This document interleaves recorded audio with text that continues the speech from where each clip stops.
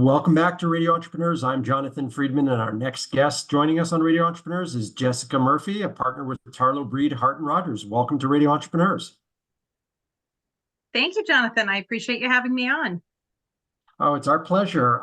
You have a little bit of an interesting background or focus within your practice. You focus largely in the construction industry. I do. I've been an attorney for about 18 years. Construction is my expertise. I like to say, though, I think if you go back, it probably started about 47 years ago when my dad looked at my mom and said, she's got 10 fingers, 10 toes. I'm going to open my own construction company. So that was me growing up, doing scut work and having done all sorts of construction projects. It's nice to be able to be on the other side, helping people and companies who raise those issues. So needless to say, given that this was something that happened from practically from birth, you probably have run into clients that are shocked that you have insight into what the opposition might be telling you, and can get at the facts. So you've got direct experience in how it's supposed to be. So tell us, within the context of your practice, what you see, common issues, pitfalls. I mean, I know that construction is one of those areas where like anything, contracts are important, but I think very often either businesses who aren't in construction every day and or homeowners that are involved in things can't visualize what ends up on a paper. And so there must be a lot of disputes that go on. There are a lot of disputes. The one thing I love is that I can really bring some direct experience, whether it's the fact that I tell people I can roof a roof and I can sue the person who got your roof wrong. So it gives me the insight to kind of see it from a contractor's perspective, as well as see it from the homeowners. And sometimes there's just a miscommunication about how the job is going or what's expected. And so being able to kind of assist with that is helpful. But sometimes you've got legitimate issues where there's defects in performance, and construction is expensive. It takes a long time. And if you're talking about residential, it's something that's very personal to people. They're living in those homes or they're waiting to get in for the holidays. So those things create, some real difficult disputes that need to get handled. And then, of course, you've also got commercial construction, where you may have a company, as you pointed out, who moving into a new place, they're doing a build out. They may not be familiar with what they need to do, the permits, some of the zoning, all of those issues that go into having a commercial building and build out that they're now responsible for. So you might have a company that says, oh, we're not in construction, but for this project, they're going to have to be. So they really need somebody to kind of shepherd them through and make sure the contracts are done right and make sure that you're addressing issues and disputes early. So, you just touched on something early. So one of the things I wanted to bring up in this vein, in this within the construction realm, very often, at least from my experience, the way these contracts are written, the payments are in chunks and there's some sort of final payment when the project is completed. One of the challenges, I think, for a layperson is defects don't usually present themselves day one, and so you've turned over that last check and, you go through a 3-month spell of no rain and then you have rain and you suddenly have leakage or whatever it may be. And, that check has long been cleared. So that's probably where, somebody would contact somebody such as yourself to deal with it. How is the law fair, so to speak, to, consumers and businesses? Because, again, within the construction realm, they may say things are warranted for a year, yet a defect in workmanship might not show up for longer than that period of time. So is that a common element that you run into? Yeah, that's a great point. And I think in terms of fairness, Massachusetts has made some great strides, especially when they enacted Chapter 142A, which is the Home Improvement Contractors Act. That's really designed to be favorable to the homeowner. And that's the law in Massachusetts that says that there can be no more than a 1/3 deposit. And you need to actually set out in writing specifically what the schedule of payments will be. That, I think, allows a homeowner to take a look at a contract and see that they're not paying too much in advance. Obviously, paying out the full project before you've really had a chance to kick the tires on what the issues are is difficult. And there will always be some issues that don't arise because you're in a dry spell or there's wind or something happens. So those things will come up and potentially be covered by the warranty. I do think, like I said, I think Massachusetts is getting a lot more fair, especially than some of the surrounding states, when it comes to protecting homeowners in these situations. But I always suggest that, the homeowner needs to take a look at where they're at and what the contract calls for in terms of payment, and to make sure you're holding your contractor to their obligations. Likewise, on the contractor side, if you've performed the work and you've hit your milestones, you're entitled to get paid.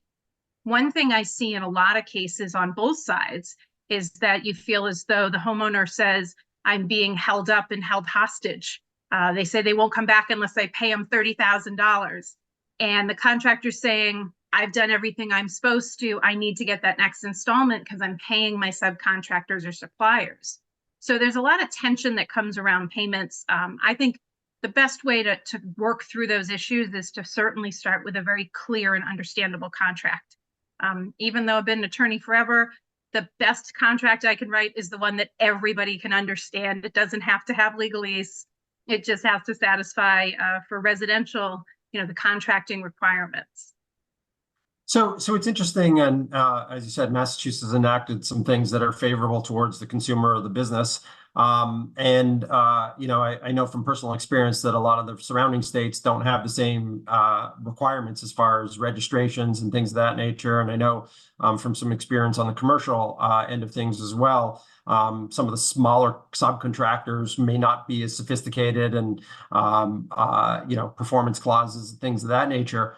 I guess the question that I ask is again comes back to, how do you ensure as a homeowner, and even though these regulatory requirements are in place, that is litigation or at least coming to the table the only way to resolve these things? And it seems, again, the tables are turned, and it's not really fair to the consumer or to the business, because defects don't always present themselves day one. And as a matter of fact, I would assume in construction, you see very little. I mean, obviously, depending on the nature of the work, but if you're doing an expansion, or you're doing a build out, or a full renovation or a ground up, there's so much behind the walls, so to speak, that those defects may not present themselves. So, what is the recourse, is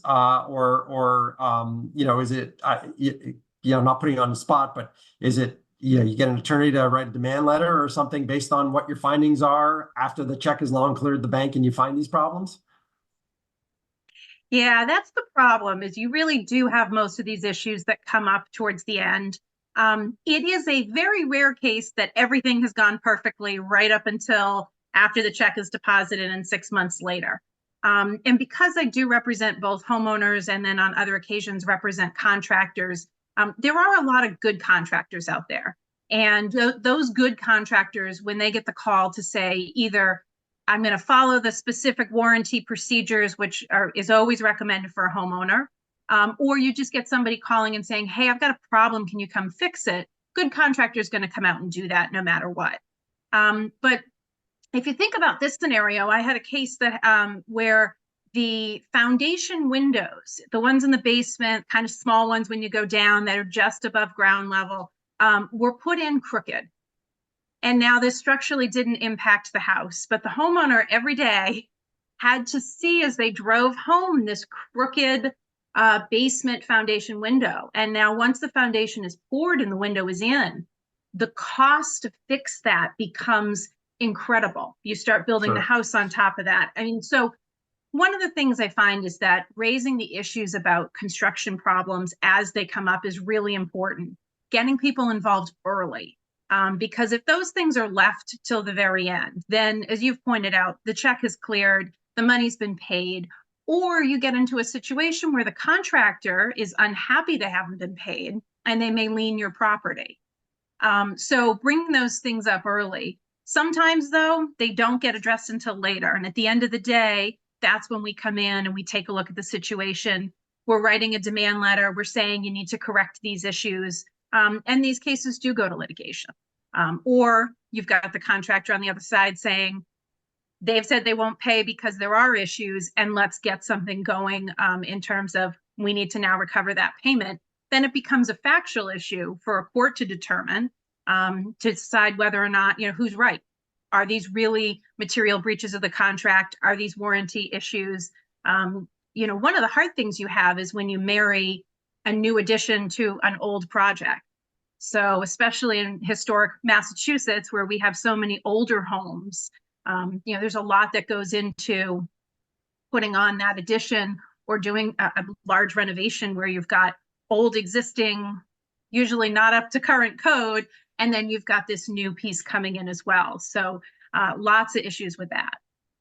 I think one of the other challenges that we see in this environment, and because we've been in such a building boom, is that responsiveness, perhaps, and maybe it's built into commercial contracts, timeframes.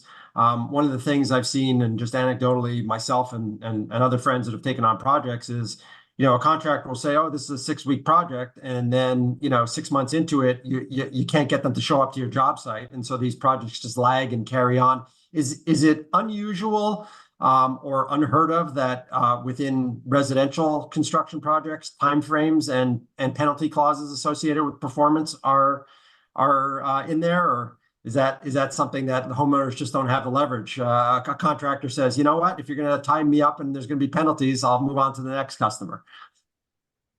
I do see a lot of that, that the contractor's saying, because when you have a commercial contract, you've got usually attorneys on both sides. In your residential contracts, a lot of times you have the builder saying, "Hey, you like my work? This is the contract I use."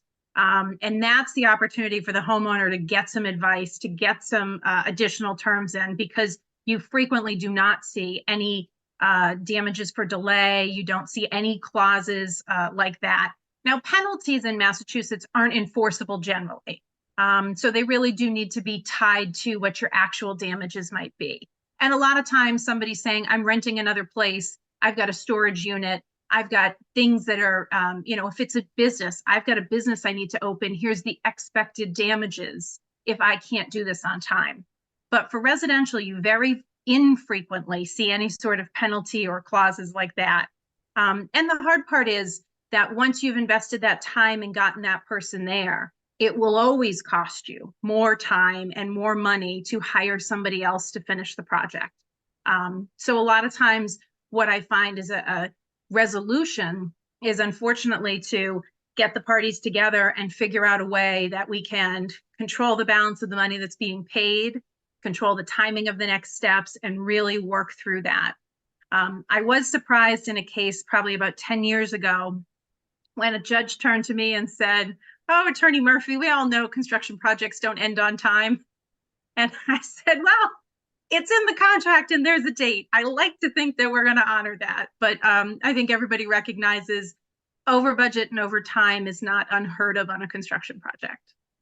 Yeah, and it's I think you go in with your eyes open and the greatest of expectations, and it's certainly you've chosen a field and which is probably comes with a lot of personal heartache on both sides, in the residential world, but certainly on the commercial side, I could see where making sure that those contracts spell out what needs to be done. So Jessica, great insight, great content. If people want to reach out to you, whether they have personal projects going on, residential projects or commercial projects, what's the best way for them to reach out and to touch base with you? Absolutely. So I'm at Tarlow, Hart Rodgers. I'm very active on LinkedIn. You can sometimes see my home improvement projects there as well. So always give me a call at the firm line, which is 617-218-2080, or feel free to drop me an email. Happy to talk to anybody. A lot of times, maybe just a quick question or an answer can get you through to the next step. But finding out what your rights are and your obligations early on is always a great idea. Excellent. Jessica Murphy, partner at Tarlow, Hart Rodgers. It's been a pleasure having you on Radio Entrepreneurs.